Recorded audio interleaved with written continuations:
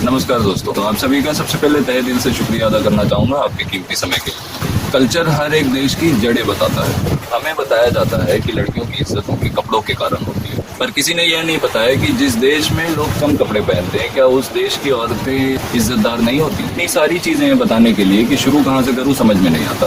पूरे तन ढकने से अगर महिलाओं की इज्जत होती हो तो आज भारत पूरे विश्व में रेप कैपिटल के नाम से मशहूर नहीं होता। छोटे कपड़ों से ज्यादा छोटी सोच भारत को ले डूबेगी। भारत में दो तरीके का कॉन्स्टिट्यूशन है, एक जो हमें बाबा साहेब ने बना कर दिया और एक हमारे समाज ने बना के दिया। अब जितने इस देश में धर्म और जातियां हैं उतने ही तरीके के समाज हैं। अब हर समाज की अपनी एक लगाम और सारे लगाम केवल महिलाओं के लिए। अपने मन मुताबिक कपड़े पहनने की आज़ादी बाबा साहब के संविधान ने तो दे दी, मगर समाज आज भी अपनी जिद पर अड़ा है। उसे डर लगता है महिलाओं की आज़ादी से। हम मार्स और चांद तक तो पहुंच गए, लेकिन आज भी हमारी महिलाओं को अकेले मॉल जाने में डर लगता है। बेटे आज भी पार्टी करने के लिए रात में बाहर जा सकते हैं, पर बेटियों को इतनी आज़ादी नहीं। जब तक सारे भाई नहीं सुधरेंगे तब तक इस देश की सारी बहनों को अपना मन मानकर ही जीना पड़ेगा। 15 अगस्त को सुबह सवेरे एक छोटी बच्ची हाथ में तिरंगा लिए अपनी स्कूल के लिए निकलती है, पर वह कभी स्कूल नहीं पहुंच पाती। कब खत्म होगा यह वैश्वीपन?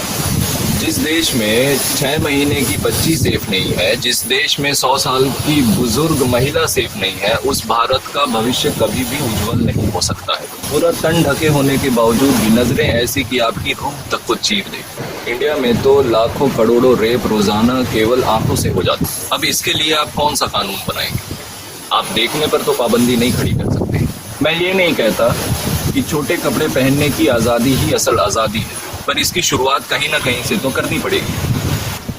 कपड़े बदलने से सोच नहीं बदलेगी। मैं यह बात उन सारी लड़कियों को कहना चाहूँगा जिनको लगता है कि छोटे कपड़े पहनने की आज़ादी ही उनकी असल आज़ादी है। हमारे देश के मर्दों को यह बात समझने की ज़रूरत है कि छोटे कपड़ों से संस्कार का कोई लेना देना नहीं है। अगर कोई लड़की छोटे कपड़े पहनकर घूम रही है तो इसका मतलब ये नहीं है कि वो संस्कारहीन है।